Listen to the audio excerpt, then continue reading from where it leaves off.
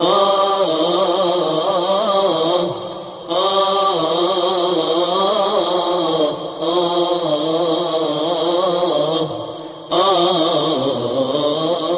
babi na biyu, Malam ya yi jawabi ne akan siffofi 10 da mijin da ba a mantawa da shi. Namijin da ba a mantawa da shi.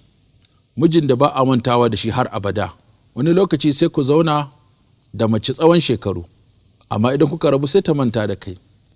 Wani lokacin kuma za ku zauna ɗan lokaci da mace, amma sai ta riƙe ka a zuci har ƙarshen rayuwarta. To me yake faruwa? Ga wasu siffofi da muka gani sakamakon yau da gobe na yi wa mata tasiri idan mutum ya siffatu da su. Mata suna son mutumin da ya haɗa waɗannan siffofi guda 10. Na ɗaya, namiji wanda ya san ƙimarta da darajarta. Ita mace tana son miji wanda ya san ƙimarta, ya san darajarta, ya san martabarta, kuma yake ƙoƙari wajen ba ta wannan martabar da wannan ƙimar da wannan darajar. Na biyu, mijin da yake yabon mace da ririta ta. Mace tana son mai yabonta, idan ta yi kwalliya ya yaba mata ya ce kwalliyar nan ta yi kyau. Idan ta yi girki ya yaba mata ya ce wannan girki ya yi daɗi. Idan ta yi tsafta ya yaba mata ya ce kai amma fa kin yi tsafta mai kyau. Idan ta kula da gida a yaba mata a ce kai amma kin gyara gidan nan da kyau. Idan ta kula da ibada a yaba mata kai a wance ba kya wasa da sallah, kuma zikirin safe da rana da zikirin yamma da zikirin kwanciya da tashi da shiga gida da fita da ban ɗaki da fita, naga kina kula da zikiri sosai. Idan tana kula da bakinka nan ma ka yaba mata. Mace tana son irin wannan namijin da zai rika kula da ita da ririta ta da kuma yaba mata. Na uku, namiji mai riƙon amana. Hakika mata suna son namiji mai riƙon amana wanda baya juyawa matarsa baya komai tsawon shekaru da suka ɗauka da kowace irin larura ta gamu da ita. Idan tafiya ta yi tafiya, tsufa take yi, kuma larura bayyana take a jikinta. To hakika wani namiji ne na ƙuruciya.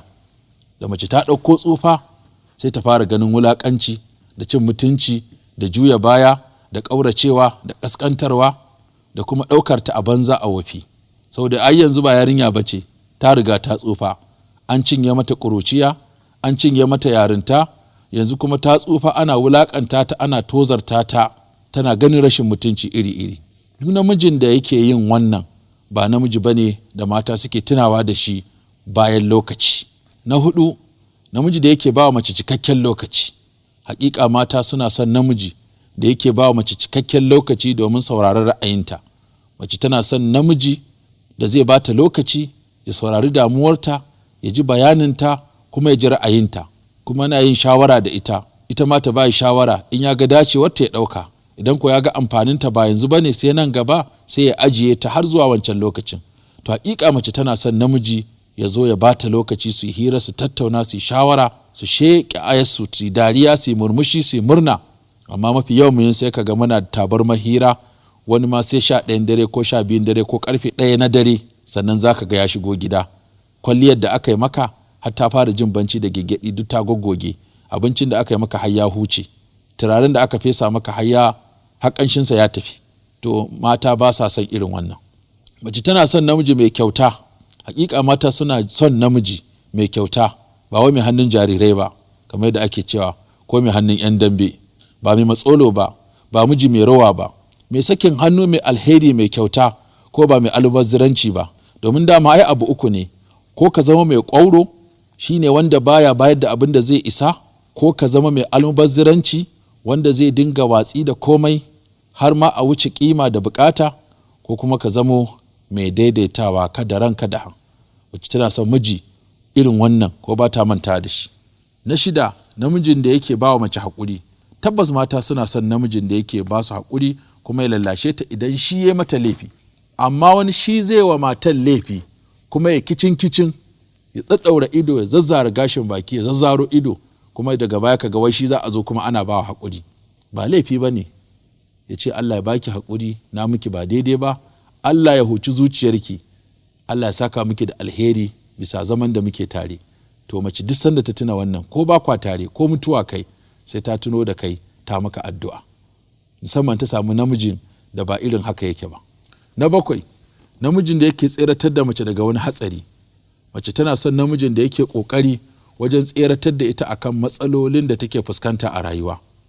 Idan ta fada cikin matsalar rashin lafiya ko damuwa, ka ba ta taimako. Idan ta shiga larura ta wata bukatu daga iyayenta ko daga kanta, ta ga kayi kicin ka shiga cikin wannan damuwa tata, ana ta yi da kai. Ko na in damuwa ka ganta a ciki, ka ba ta kulawa. Ta ga ka damu dai, tana kwance a gadon asibiti ta waiwaya ta ganka a tsaye a kanta kana mata sannu, to wallahi ba za ta manta da kai ba har abada. Na 8, namijin da mace ta san zai iya mutuwa a kanta. Hakika mace tana son namijin da zai iya sadaukar da rayuwarsa a kanta, domin ya tabbata a hadisi, mutumin da aka kashe shi yana kare iyalansa to ya yi shahada. Wani ya zo ya kawo matarka farmaki, ka tare har ka mutu, to ka yi shahada, aljanna za ka shiga. To mace tana son namiji saboda tsananin son da yake mata zai iya rasa rayuwarsa domin ita ta ci gaba da rayuwa. Wannan matar in ta samu irin wannan mijin, to ba ta manta da shi. Na 9, namiji mai fara'a da murmushi da sakin fuska da tafiye-tafiye da matarsa. Abu ne sananne cewa dukkan mutumin mai murmushi da sakin fuska mutum ne wanda mutane suke son sa, kuma wannan ɗabi'a ce ta musulmi. To haka mace tana son mutum mai fara'a, ba mai shan kunu ba, ba mai ɓata rai ba, ba mai haɗe fuska ba, mai haɗe gira ba. Mace tana son mutum mai sakin fuska, kuma lokaci bayan lokaci ya rinka yin tafiye-tafiye da ita, don mace tana sakin jiki a lokacin da suke tafiya da mijinta, har ta gaya masa wasu abubuwa waɗanda da a gida ne ba za ta iya gaya masa su ba. Na 10, namiji mai tsafta da kwalliya da lafiyar jiki, musamman wajen mu'amalar iyali. Mace tana son namiji mai tsafta, mai kwalliya, mai sa turare, kuma yana da lafiyar jiki, kuma yana biya mata buƙatar ta zamantakewa aure.